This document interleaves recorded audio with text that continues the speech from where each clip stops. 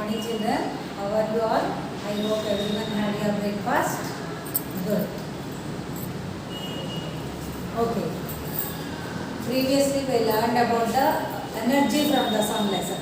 Okay. So today we will discuss about the third lesson, that is Earth movements and seasons. Earth movements and seasons.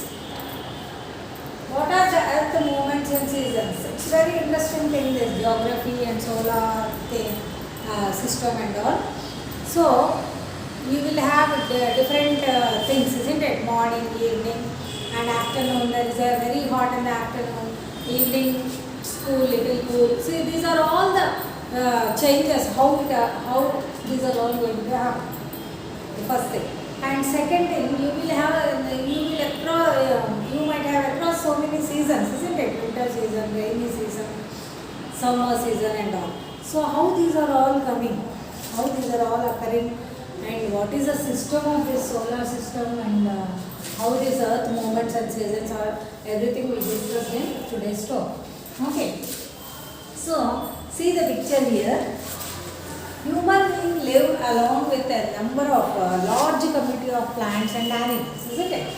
And constant changes. We can observe a constant changes in our surroundings, and some days flowering the plants and fruiting. Okay, and very big trees, and sometimes they are shedding the leaves completely, and sometimes sprouting the sprouting the plants. These are all we can see, isn't it? So how these are all happening? Once you see this picture, This tree is in a tree in Lancaster, USA. Is it the same tree? Yes, children. This is the same tree for 4 seasons. It's in USA. It is same tree for 4 seasons. What can you observe here? First, see this. It is completely, this tree is covered with snow. That is in one season. And here it is completely shedding their leaves. It is completely sprouting their leaves, isn't it? And the next season they are shedding their leaves completely. Only you can see the branches, isn't it? Here again it is totally dense with the leaves and all, isn't it? So how these are all happening? These are all with the seasons happens. And different kinds of vegetables, fruits. In some months it is very hot and some months it is very cold. Most of the Indian subcontinent witnesses broadly summer, monsoon and winter, isn't it? In far south like Tamil Nadu, Kerala, Andaman does not experience much cold during the winter season. Likewise, the summer season is very brief in northeastern states. Most of India, however, witnesses all 3 seasons. Generally, in India we have, according to, even in the Sanskrit literature, according to Indian seasons, they classified, according to Sanskrit literature, there are 6 seasons. How many seasons are there? 6 seasons. What are they? What are the 6 seasons we will see? We can call it as the Rutus. We can call it as Rutus. So, Vasanta Rutu, Vasantam. Vasanta Rutu, Vasanta season, Vasantam, mid-March to mid-May, mid-March to mid-May. After that, Grishma, that is summer season. Grishma, mid-May to mid-July. Again Varsha Ritu, rainy season, Varsha Ritu, and Varsha Ritu, Sarat, Hemant and Shishira Ritu. Sarat, shedding of leaves, Hemant Ritu and Shishira Ritu. These are the 6 seasons according to India, Sanskrit literature and all. So during this, even in India also, in Indian subcontinent, we are doing festivals, and according to the seasons only we will do all those things. So this plays one of the important role. The seasons are playing one of the important role in India. And next is how the seasons are happening, how the seasons are occurring. So you all know that with the rotation of Earth and revolution, there are for the Earth movement, there are two movements are there for the Earth. One is rotation and the other is revolution. What is meant by rotation? Rotation is, it is just rotating itself. Earth is rotating itself is rotation. That is, in 24 hours, it takes time 24 hours for one rotation, isn't it?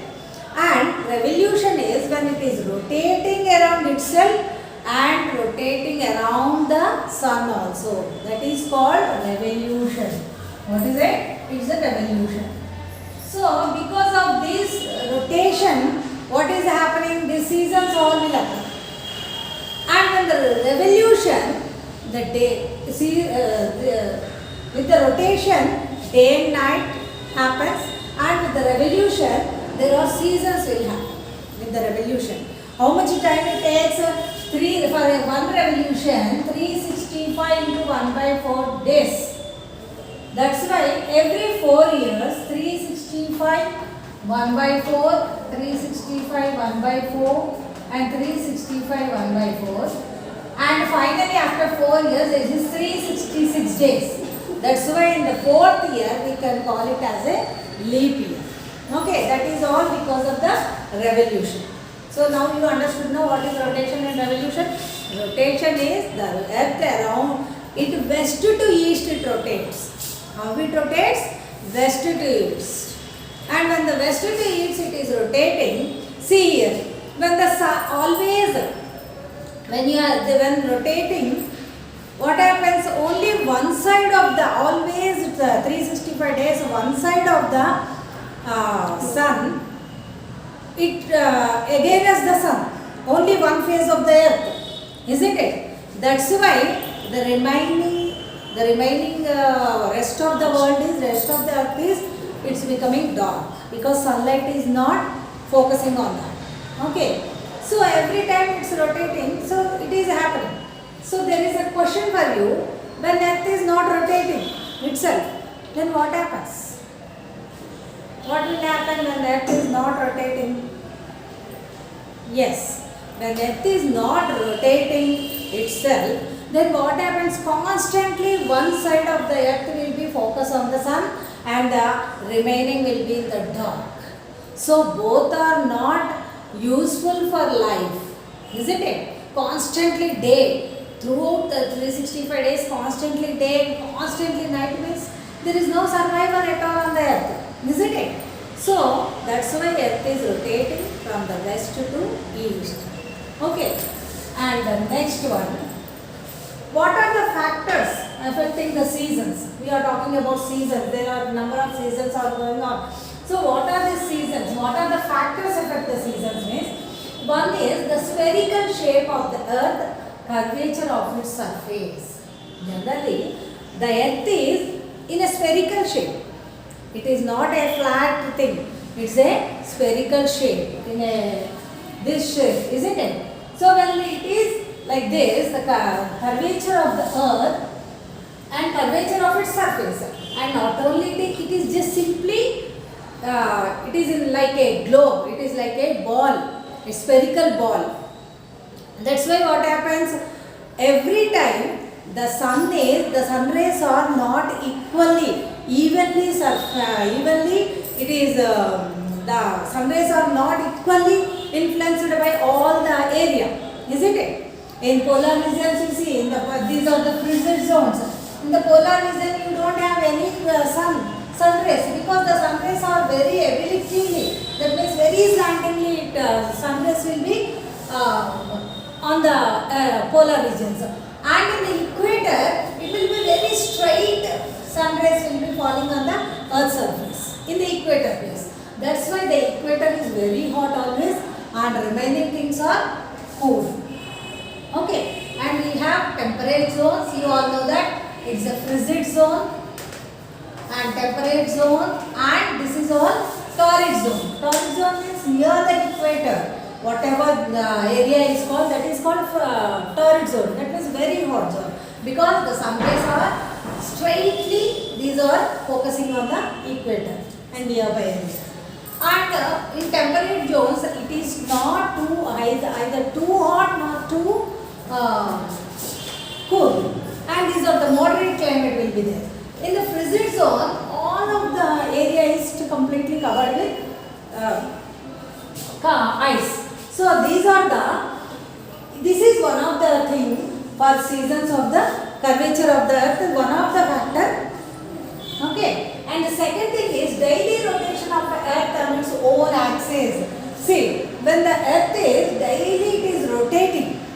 When it is rotating, what happens? In a different places, in March 2nd, the spring in north side they will have a spring, and in the autumn in south. At that same time, in December 22nd, it is autumn around December 22nd. Again, you come in spring in south, and here summer in north. Like that, the earth is always in one orbital path. This is an imaginary, right, we can say. That's an orbital plane. So, in this orbital plane, on its axis only, earth rotates always. It's an longitudes, latitudes, these orbital plane, these are all imaginary lines. Okay. So, these are all, we can, these are all on this orbital plane only, it will be, earth is rotating. So, when it is rotating and when it is a curved shape, curvature of its nature and daily rotation of earth on its own axis, these are all the factors for, for the seasons, for the causes for the seasons. And the third is the tilt of the axis of rotation compared to the plane on which the earth moves. So what happens? Earth is rotating, that is one thing, and it is in a slightly slantingly it is tilt of the earth. See, it is not straightly, it is not rotating. There is some tilt is there. So that is one of the reason for the seasons occurs. Okay, and the last one is the earth movements around the sun once in a year. That is, we are just now we talked about revolution. Revolution is when earth is rotating herself on its own path, on its own axis, and it is around the sun, it is rotation.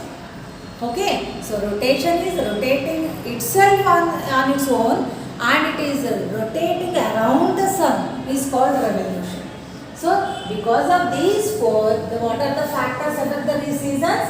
One is the spherical shape of the earth and curvature of its nature, surface, and daily rotation of the earth on its own axis. Is it clear, children? The tilt of the axis rotation compared to the plane on which the earth moves. So, tilting is one of the reasons for occurring the seasons. And the fourth one is the movement around the sun once a year. That is called revolution. Okay. These are the factors affect the seasons.